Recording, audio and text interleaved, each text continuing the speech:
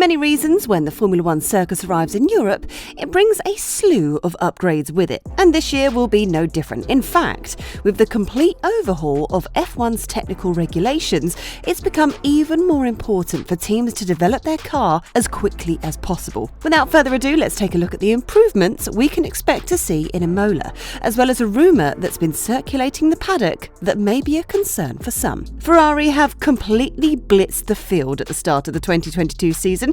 The Italian team has dominated the first 3 races of the season and has won 2 of them, courtesy of Charles Leclerc. But while the Scuderia believes it is firmly in control of the championship race, they will need to match Mercedes and Red Bull's breakneck development pace, which will be no easy task. And their worst fears may come true, with Red Bull preparing to make changes in Imola that would allow them to beat Ferrari again in 2022. Helmut Marko claims that a slight weight reduction will put their car on par with Ferrari's. We will indeed be entitled to an evolution at Imola. If it works as well as the first ones, and if we reduce the weight, we can put a package on a footing to be on par with Ferrari. In fact, Marko's statements were later confirmed by several reliable sources, with Red Bull reportedly planning aerodynamic and weight-cutting upgrades in order to catch up. In Australia, we were negatively surprised by the gap we had to the Ferrari. From our data, around 4/10. Verstappen repeatedly tried to attack him in terms of pace, but Leclerc was able to respond without any major problems. Our car is 10 kilograms heavier than the F1 75, and that affects performance as well as reliability. Now, we are doing everything we can to narrow that gap. The word around the paddock is that Red Bull is on track to lose a bit less than 1% of their weight, which doesn't sound like much,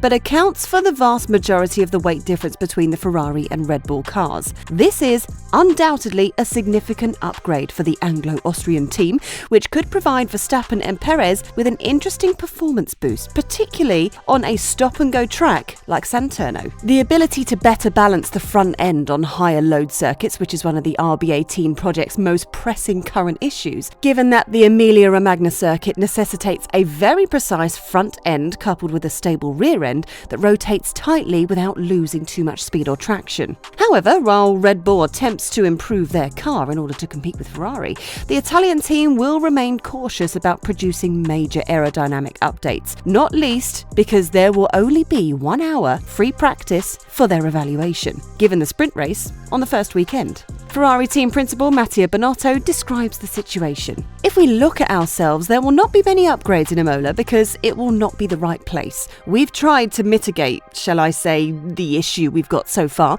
the porpoising and the bouncing, which has affected our performance over the weekend, so we try to work on that specific point. But with the upgrades, the more significant ones will be later on in the season. However, Ferrari is rather an outlier compared to other teams, as the first European race allows teams to bring in their upgrades with fewer logistical concerns. Alpine is one such team, with team boss Otmar Szafnauer stating that his team is sticking to the traditional schedule of introducing new parts. We're going to bring some upgrades to Imola, that's for sure.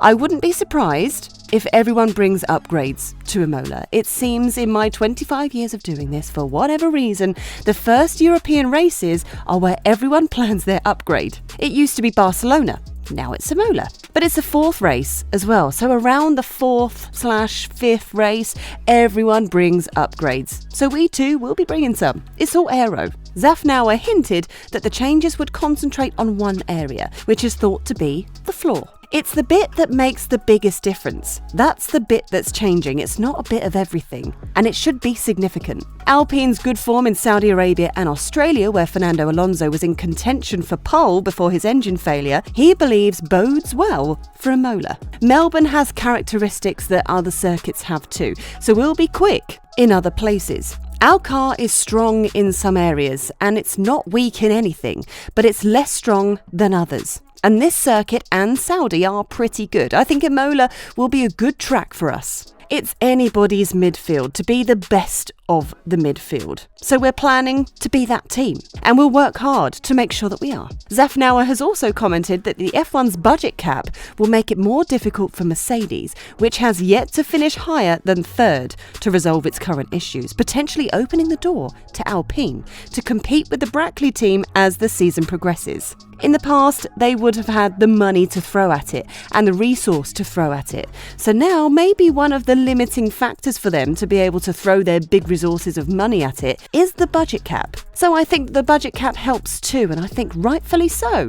It's the same for everybody, so let's not change it. In fact, Mercedes is one of the few teams that has no plans for major upgrades for Imola, with team principal Toto Wolff claiming that bringing in upgrades for the Emilia-Romagna Grand Prix would make no sense because they have yet to resolve their outstanding issues. We're just learning the car, we're learning the tyres. Nothing we did this weekend had unlocked the aerodynamic potential or has reduced the bouncing. We're still in the same place. That's why it doesn't make any sense to bring updates, because you're confusing yourself even more. Maybe it's even the fact that the more downforce you bring, the worse the bouncing gets, so we're still learning. Wolff also admitted that he was unsure when Mercedes would resolve the issues that are currently preventing them from winning a 9th Constructors' Championship. And the Austrian team principal described this year as one of the more difficult of his tenure.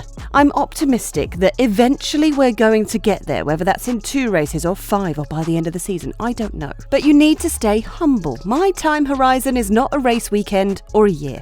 It's more like 10 years. I want to look back and have a competitive team, and there will be years where it's more difficult, and this is one. Mercedes is understandably concerned about their chances in 2022 if they do not address their issues as soon as possible. However, in the long run, both Mercedes and Ferrari should be concerned as Red Bull moves to exploit a loophole in the 2026 regulations, which could cement their position as the de facto leader in a new era of Formula One. The details are still being worked out, but as new technical regulations are implemented, it is expected that the new engine manufacturers will be able to spend more money on research and development. Red Bull Powertrains is one of these new manufacturers that will be eligible for concessions. The team is expected to relocate its staff to a brand new purpose-built facility in Milton Keynes within the next few weeks, as the team transitions to creating its own engines for the first time. The first draft of the 2026 regulations is expected to be completed in June, but a gilding framework is already in place. According to current plans, new manufacturers such as Red Bull Powertrains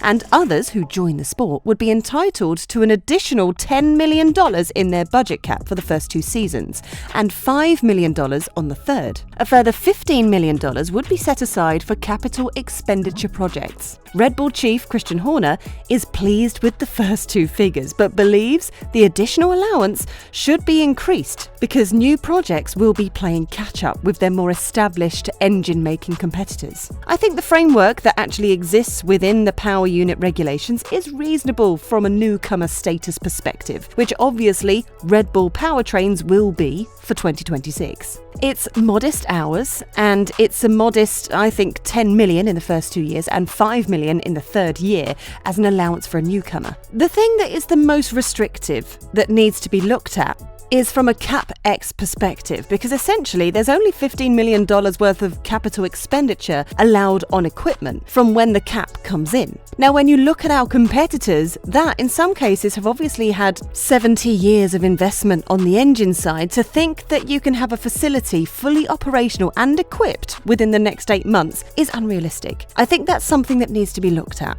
What are your thoughts on the development race as we approach Imola? Do you think Red Bull or Mercedes will be able to close the gap on Ferrari? We know it's too soon to tell, but what are your thoughts on Red Bull's 2026 loophole? We'd love to hear your thoughts in the comment section below. Thank you for watching. If you like this video, please consider liking and subscribing to the channel, and don't forget to click the bell button to be notified of future videos.